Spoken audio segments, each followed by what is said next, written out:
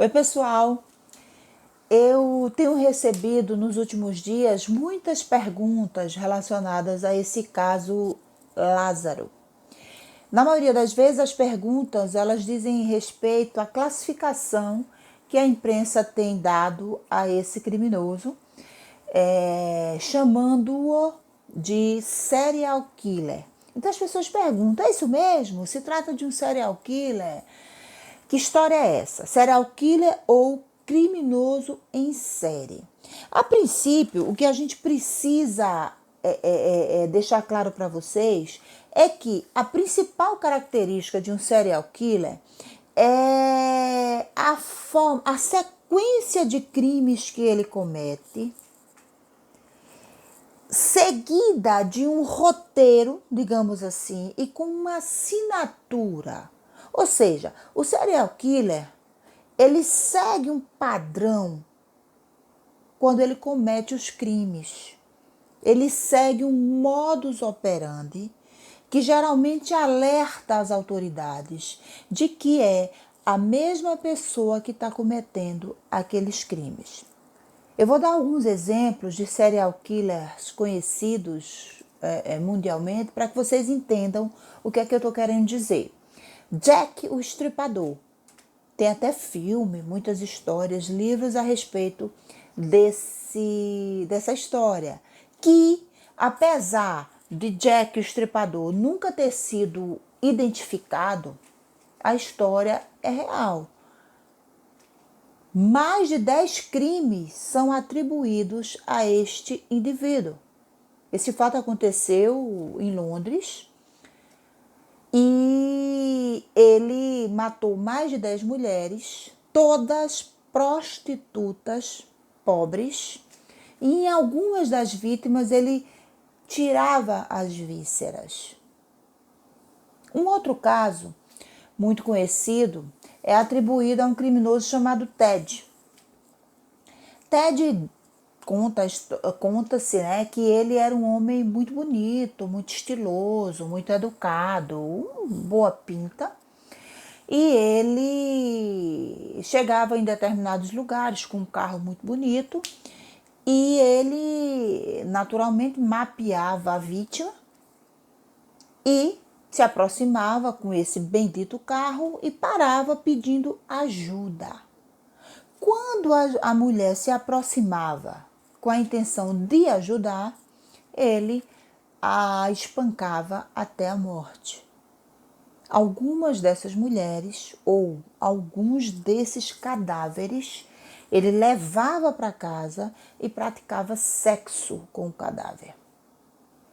Um outro caso muito conhecido aqui no Brasil é o caso do maníaco do parque, que também é atribuído a ele vários crimes, e ele tinha o seguinte modus operandi. Ele atraía as vítimas com promessa de emprego, as levava para um parque na cidade, lá ele as estuprava, torturava e matava. Então, é isso. A principal característica de um serial killer está vinculada a esse modus operandi, que a gente chama de assinatura. São crimes que apresentam as mesmas características. No caso do Lázaro, eu diria que é muito precoce você fazer essa classificação agora, com o que a gente tem, com o que está sendo veiculado na mídia. Porque hoje, o que eu sei sobre o Lázaro é esse comportamento que ele apresenta na fuga. Não é o comportamento dos crimes, não é o comportamento de como ele comete os crimes. Então, para que você possa classificar esse indivíduo como um serial killer ou um assassino em série, é preciso analisar com bastante atenção todos os processos, como é que ele cometia os crimes. Mas uma coisa, a gente não pode deixar de chamar a atenção de vocês nesse momento. Ele é um criminoso perigosíssimo. E o mais importante nesse momento é prender esse indivíduo. Só que tem uma outra coisa que eu não vejo os brasileiros se preocuparem. Gente, crimes horrendos e reincidentes, ou seja, criminosos que cometem crimes um atrás do outro, nesse Brasil, eles são comuns. Todos os dias a gente tem histórias de pessoas que cometem crimes um atrás do outro. Então o problema dessa história toda está aí. O nosso sistema peca muito nisso. Por que que Lázaro está solto? O que foi que houve que esse indivíduo perigoso está solto? Eu vou ler porque eu não consegui decorar tantos crimes. Mas vejam, desde 2007 que esse criminoso demonstra que é perigoso e desafia o sistema. Então, em 2007, ele foi preso por duplo homicídio na Bahia. Foi preso e fugiu depois de 10 dias. Ele é ninja também, né? Foge. No ano 2009, ele também foi preso em Brasília. Estupro, roubo, porte ilegal de armas. Em 2014, ele teve a prisão convertida para o regime semiaberto.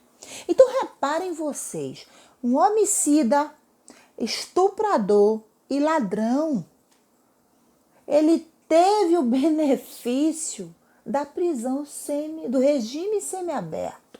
Vocês sabem o que significa isso? O indivíduo está preso, mas não está. Durante o dia, ele tem autorização para sair, trabalhar, estudar. E de noite, ele tem a obrigação de retornar ao sistema. Entenderam?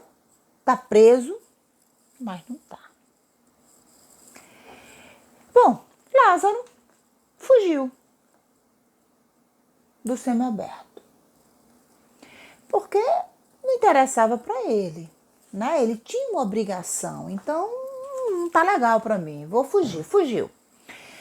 2018, novamente foi preso, homicídio qualificado, porte ilegal de arma, roubo e estupro. Fugiu de novo.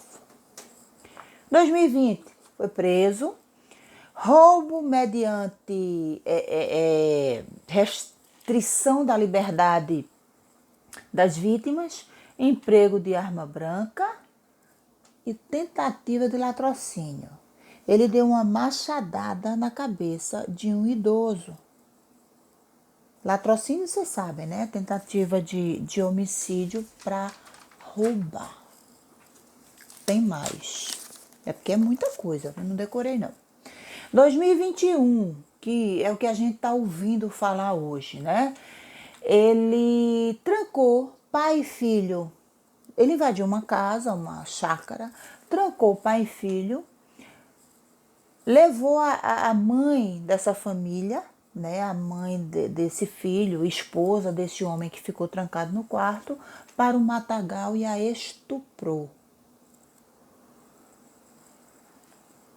Ele fez a família de refém usando arma de fogo e arma branca. Matou a tiros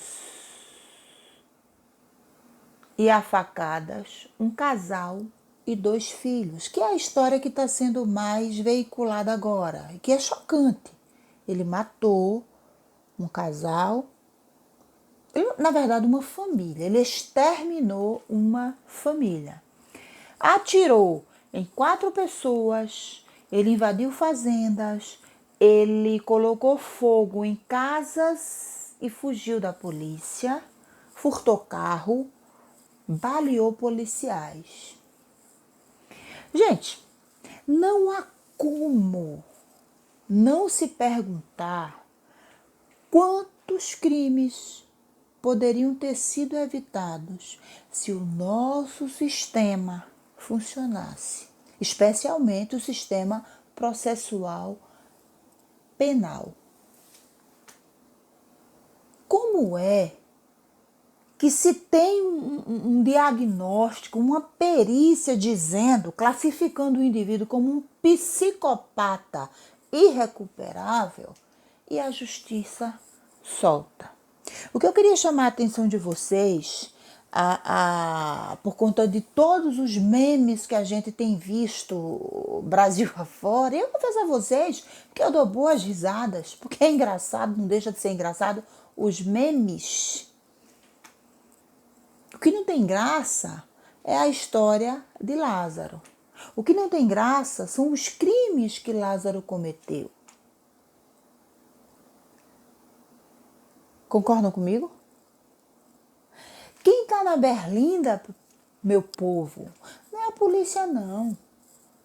De que adianta prender Lázaro ou qualquer outro criminoso e ele ser solto em seguida por conta das falhas do nosso sistema processual penal?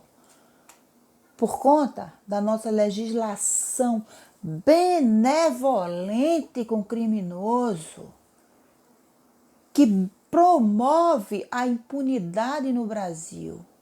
De que adianta prender? Se os nossos parlamentares não estão nem um pouco preocupados em mudar esse sistema chinfrim, falho, vergonhoso. Como é que eu tenho um ladrão, estuprador, assassino e eu permito um sistema semiaberto? Que palhaçada é essa? Não é a polícia que está em xeque, não. O que está em xeque, meu povo, é a nossa dignidade, é a nossa segurança, a minha, a sua, que não anda com segurança nem com carro blindado. Preste atenção, brincadeira tem hora.